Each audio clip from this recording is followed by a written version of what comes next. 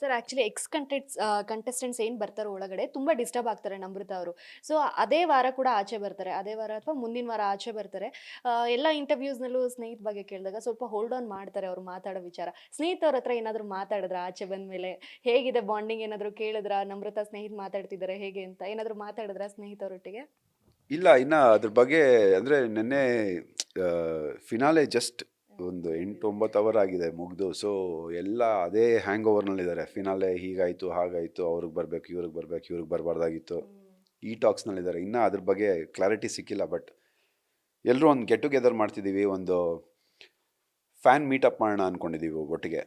So ನಮ್ಮ ಗುಂಪು ನಮ್ಮ ಗುಂಪಿನಲ್ಲಿದ್ದ ಅಷ್ಟು ಜನ ಸೇರಿಕೊಂಡು ನಮ್ಮ ಫ್ಯಾನ್ಸ್ನ ಪೇಜ್ ಅಡ್ಮಿನ್ಸ್ನೆಲ್ಲ ಒಂದು ಕಡೆ ಕರೆದು ಒಂದು ಥ್ಯಾಂಕ್ಸ್ ಗಿವಿಂಗ್ ಮಾತಾಡಿ, ಒಂದು ಒಂದು ಸಣ್ಣದಾಗಿ ಒಂದು ಫುಡ್ ಗೀಡ್ ಅರೇಂಜ್ ಮಾಡಿ ಒಂದು ಗೆಟ್ ಟುಗೆದರ್ ಮಾಡೋಣ ಅಂತ ಅಂದ್ಕೊಂಡಿದ್ದೀವಿ. ಸೊ ಮಾತಾಡಬೇಕು ಇವತ್ತು ಸಂಜೆ ಹಾಗೆ ಮಾತಾಡ್ಬಿಟ್ಟು then I'll get to know what's happening between them ಅಂತ. ಓಕೆ. ವಿಶೇಷವಾದ ಬಾಂಡಿಂಗ್ ಅಂದ್ರೆ ಮೈಕಲ್ ಮತ್ತೆ ನಿಮ್ದು. ಅವ್ರ ಬಗ್ಗೆನೂ ಮಾತಾಡ್ಲೇಬೇಕು. ಯಾಕೆಂದ್ರೆ ಅವರು ತುಂಬಾ ಪ್ರೌಡ್ ಫೀಲ್ ಮಾಡ್ಕೊಂಡು ನಿಮ್ ಬಗ್ಗೆ ಎಲ್ಲ ಮಾತಾಡಿದ್ದಾರೆ. ಆಚೆ ನಿಮ್ಗೋಸ್ಕರ ಓಟ್ಸ್ ಹಾಕಿ ಅಂತೆಲ್ಲ ಜನಗಳನ್ನ ಕೇಳಿದ್ದಾರೆ. ನೀವೇ ಹೇಳ್ದಂಗೆ ಯು ಹ್ಯಾವ್ ಪ್ಲಾನ್ಸ್ ಅಂತ ಹೇಳಿದ್ರಿ ಆಚೆ ಬಂದ್ಮೇಲೆ. ಸೊ ಏನಾದ್ರು ಒಂದೇ ಸಿನಿಮಾದಲ್ಲಿ ಬೋತ್ ವಿಲನ್ಸ್ ಆಗಿ ವರ್ಕ್ ಮಾಡೋ ಚಾನ್ಸಸ್ ಏನಾದ್ರು ಇದೆಯಾ? ಅಥವಾ ನೀವು ಹೀರೋ ಆಗಿ ಅವ್ರು ಮೈಕಲ್ ವಿಲನ್ ಆಗಿ?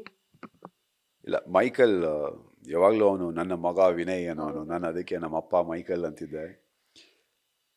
ನಂದು ಮೈಕಲ್ದು ಬಾಂಡಿಂಗ್ ಶುರು ಆಗಿದ್ದು ಹೇಗೆ ಅಂದರೆ, ನಾನು ಆನೆ ಆದರೆ ಅವ್ನು ನೈಜೀರಿಯನ್ ಆನೆ ಅಂತ. ಎರಡು ಆನೆಗಳು ಗುದ್ಕೊಳೋದು ನೋಡಬೇಕು ಅಂತ ಮನೆಯಲ್ಲಿ ಒಂದು ಟಾಕ್. ಒಂದ್ಸಲಿ ನಾಮಿನೇಟ್ ಆಗಿರ್ತಾನೆ ಮೈಕಲ್ಲು. ಸೇವ್ ಮಾಡೋದಕ್ಕೆ ಬೇರೆಯವ್ರು ರೆಪ್ರೆಸೆಂಟ್ ಮಾಡಬೇಕು ಅಂತಿರುತ್ತೆ. ಸೊ ಮೈಕಲ್ದು ನಂದು ಒಂದು ಬಾಂಡಿಂಗ್ ಸ್ಟಾರ್ಟ್ ಆಗೋದೇ ಅಲ್ಲಿ. ಅವನನ್ನು ಸೇವ್ ಮಾಡೋದಕ್ಕೆ ನಾನು ಹೋಗ್ತೀನಿ. ಆ್ಯಂಡ್ ಅದು ಒಂದು ಎಲಾಸ್ಟಿಕ್ ಹಾಕಿ ಬಾಡಿನ ಎಳ್ದು ಇಟ್ಕೊಳೋ ಅಂಥ ಟಾಸ್ಕು. ನಾವು ಅದನ್ನು ಎಳ್ಕೊಂಡೋಗಿ ಫುಲ್ ಸ್ಟ್ರೆಂತ್ನಲ್ಲಿ ಒಂದು ಕಂಬ ಇರುತ್ತೆ, ಆ ಕಂಬನ ಇಟ್ಕೊಂಡು ನಿಂತ್ಕೋಬೇಕು. ಅಲ್ಲಿ ಸಾಕಷ್ಟು ಕಾಂಪಿಟೇಷನ್. ಅಂದರೆ 4-5 ಜನ ಇರ್ತಾರೆ. 5 ಜನ ಒಂದು 15 ನಿಮಿಷ 20 ನಿಮಿಷ ನಿಂತ್ಕೊಳೋದಕ್ಕಾಗೋದಿಲ್ಲ. ಬಿಕಾಸ್ ಮುಂದ್ಗಡೆಯಿಂದ ನೀರು ಹೊಡಿತಿರ್ತಾರೆ, ಬಿಟ್ಟೋಗುತ್ತೆ. ಬಟ್ ನಾನು ಕಾರ್ತಿಕ್ನ ರೆಪ್ರೆಸೆಂಟ್ ಮಾಡ್ತೀನಿ. ನಾನು ಮೈಕಲ್ನ ರೆಪ್ರೆಸೆಂಟ್ ಮಾಡ್ತೀನಿ. ಕಾರ್ತಿಕ್ ಸಂಗೀತನ ರೆಪ್ರೆಸೆಂಟ್ ಮಾಡ್ತಿರ್ತಾನೆ. ಸಂಗೀತ ಸಿಕ್ಕಾಪಟ್ಟೆ ನೀರು ಎರ್ಚೋದು ಮಾಡಿದ್ಲು. ಆವಾಗ ಮೈಕಲ್ಗೆ ಹೇಳಿದೆ, ತಲೆನೇ ಕೆಡ್ಸ್ಕೊಂಬೇಡ, ಇದು ನಿನಗೆ ಆಡ್ತಿಲ್ಲ, ಇದು ನನಗೋಸ್ಕರ ಆಡ್ತಿರೋದು. ಸೊ ಬಿಟ್ಕೊಡೋ ಮಾತೇ ಇಲ್ಲ, ಇವತ್ತು ನೀನೇ ಸೇವ್ ಆಗೋದು ಅಂದ್ಬಿಟ್ಟು 4 hours 42 minutes ಏನೋ ನಿಂತಿದ್ದು. ಕಾರ್ತಿಕ್ಕು ನಿಂತ, ನಾನು ನಿಂತೆ. ಆ್ಯಂಡ್ ಅದರಲ್ಲಿ ನಾನೇ ಗೆದ್ದಿದ್ದು. ಸೊ ಆವಾಗಿಂದ ಬೆಳೆದಿದ್ದಂಥ ಬಾಂಡಿಂಗ್ ಅದು.